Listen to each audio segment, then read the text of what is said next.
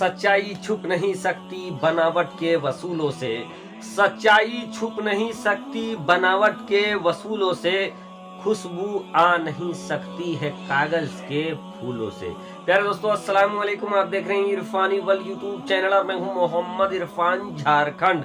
दोस्तों, आज आपके सामने वसीम रिजवी, जी हाँ दोस्तों, वसीम रिजवी उर्फ जितेंद्र नारायण सिंह त्यागी या जितेंद्र नारायण सिंह त्यागी उर्फ वसीम रिजवी से जुड़ी एक ऐसी खबर लेकर आया हूं दोस्तों, सबूत दलील के साथ, जिसको देखने के बाद यकीनन कहेंगे यह है कुदरत की मार, यह है अल्लाह के लाठी की मार। कि ये लाठी बेआवाज होती है लेकिन जिसको पड़ती है वो तबाह बर्बाद हो जाता है।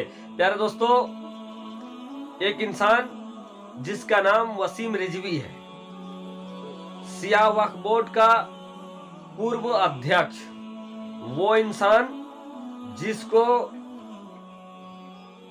इस्लाम धर्म से एक तरीके से खारिज कर दिया गया, धक्के मार के निकाल दिया गया, ये वो इंसान है दोस्तों जिसके बारे में अभी खबरें छपी है कि वसीम रिजवी आत्महत्या करने को जा रहा है, डिप्रेशन में चला गया है। आखिर इसके साथ क्यों ऐसा हुआ और क्यों वसीम रिजवी खुद अपने आप को आत्महत्या की बात कर रहा है, क्यों डिप्रेशन में चला गया वसीम रिजवी, और ये उसके साथ एक अजाब उतरा है, अल्लाह की मार है या कुछ और है, आप हमें कमेंट में जरूर बताएंगे दोस्तों। लेकिन फिलहाल पहले वसीम रिजवी के बारे में सुन ले। ये वही वसीम रिजवी है दोस्तों जिस वसीम रिजवी ने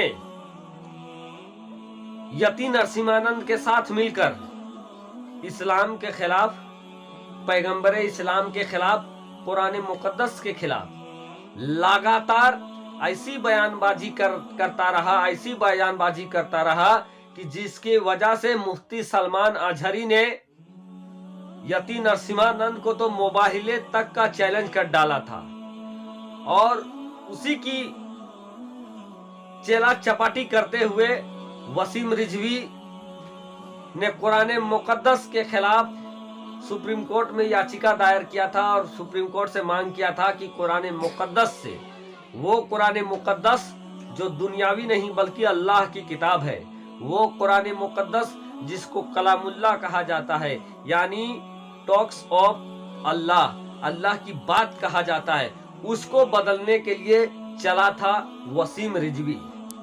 पैगंबर इस्लाम की शान में गुस्ताखी, पैगंबर इस्लाम से जुड़ी बातों को नकारना, साथ ही साथ दोस्तों जो खुलफाए राशिदीन हैं उनके खिलाफ भौतान तराशी, उनके खिलाफ झूठी बातों को मढ़ना, इन कामों को करता आ रहा था वसीम रिजवी। जिसके बाद सिया धर्म गुरुओं ने वसीम रिजवी के खिलाफ फतवा सादिर किया और उसे इस्लाम से बाहर कर दिया। उससे पहले दोस्तों वसीम रिजवी ने जिस तरीके से गलाजत बका था, उस गलाजत की वजह से जगह जगह पर प्रदर्शन हुए, मुसलमानों ने जोरदार विरोध जताया,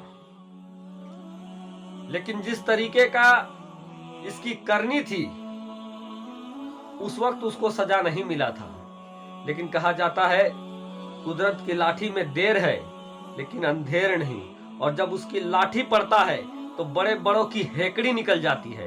प्यारे दोस्तों, आज वसीम रिजवी खुद वीडियो बनाकर, मैंने भी जब जनसत्ता में एक लेख पढ़ा दोस्तों तो मैं भी हिल गया। फिर मैंने उसको सर्च किया कि क्या ये बनावटी चीज है या सही में इस तरीके की बात वसीम रिजवी कर रहा है। फिर मैंने जब सर्च किया तो सैकड़ों जगह पर मुझे उसके वीडियोस मिल गए, उसके रिपोर्ट मिल गया, और जिसने ये साबित कर दिया कि यकीनन वसीम रिजवी ने खुद कहा है कि वो अपने दुश्मनों के हाथों मरने से पहले वो खुदकुशी कर लेगा। साथ ही साथ उसका ये भी कहना है कि जो चीज सोच समझकर वो सनातन धर्म में आया था, यानी हिंदू धर्म में आया था, उतना उसको फायदा नहीं मिला, लोगों ने उसको उतना इज्जत सत्कार नहीं किया। साथ ही साथ वसीम रिजवी यानी जितेंद्र नारायण सिंह त्यागी का ये कहना है दोस्तों कि पहले शुरुआत में तो यानी जिस समय वो यति नरसिम्हानंद की चमचागिरी में था, उसके साथ था, उस वक्त तो उसको कुछ लोगों ने सपोर्ट किया, लेकिन वक्त गुजरने के साथ सब ने उसका साथ छोड़ दिया।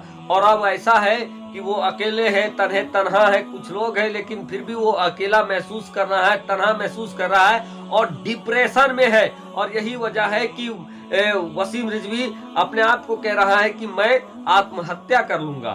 अब दोस्तों आप समझे, वो इंसान जो कुरान बदलने चला था, कुरान तो वो बदल नहीं पाया, लेकिन अल्लाह तबारक व ताला और कुदरत की लाठी का मार ऐसा हुआ कि उसका मजहब ही खुद बदल गया।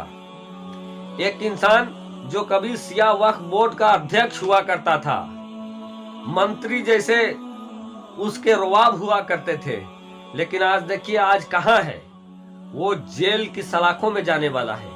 वजह आपको बता दे दोस्तों कि जब इसको इस्लाम धर्म से धक्के मार के निकाला गया, यानी इसके ऊपर फतवा लगा दिया गया, तो मजबूरन ये डासना देवी मंदिर चला जाता है और वहां एक इंसान है जिसका नाम यति नरसिम्हानंद है, जिसका काम हिंदू मुस्लिम के बीच तलखी पैदा करना, नफरत पैदा करना, लड़ाने भिड़ाने का काम करना, यही इस इंसान का काम है। वरना दोस्तों जो साधु संत महंत होते हैं उनकी वाणी प्रेम की वाणी होती है, उनकी वाणी से मोहब्बत फैलता है। लेकिन एक ऐसा ये साधु अपने आप को कहता है जो जब भी मुंह खोलता है तब इसके मुंह से गलाजत निकलता है। और ये सिर्फ इस्लाम के खिलाफ नहीं, पैगंबर इस्लाम के ही खिलाफ नहीं बोला है दोस्तों, बल्कि इसने भारत के राष्ट्रीय पिता गांधी जी के खिलाफ भी अपशब्द बोले हैं और कई बार अपशब्द बोले हैं। साथ ही साथ दोस्तों इन लोगों ने एक प्रोपगंडा के तहत ये धर्म संसद खोला और धर्म संसद में जाकर इस्लाम के खिलाफ बोल रहे थे। लेकिन दोस्तों जब पाप का घड़ा फूट जाता है, जब पैमाना हद से ज्यादा भर जाता है, तो वो पैमाना छलक जाता है। और अब इनके पाप का पैमाना भी छलक गया है, पाप के घड़ा फूट गया है। इन लोगों ने दोस्तों एक धर्म संसद किया था और वो धर्म संसद हरिद्वार में किया था, जहां खुलकर इन लोगों ने इस्लाम के खिलाफ, मुसलमानों के खिलाफ जहर उगले थे और ऑन एयर जहर उगला था। अब उसको लेकर दोस्तों इन लोगों के ऊपर कार्रवाई हुई।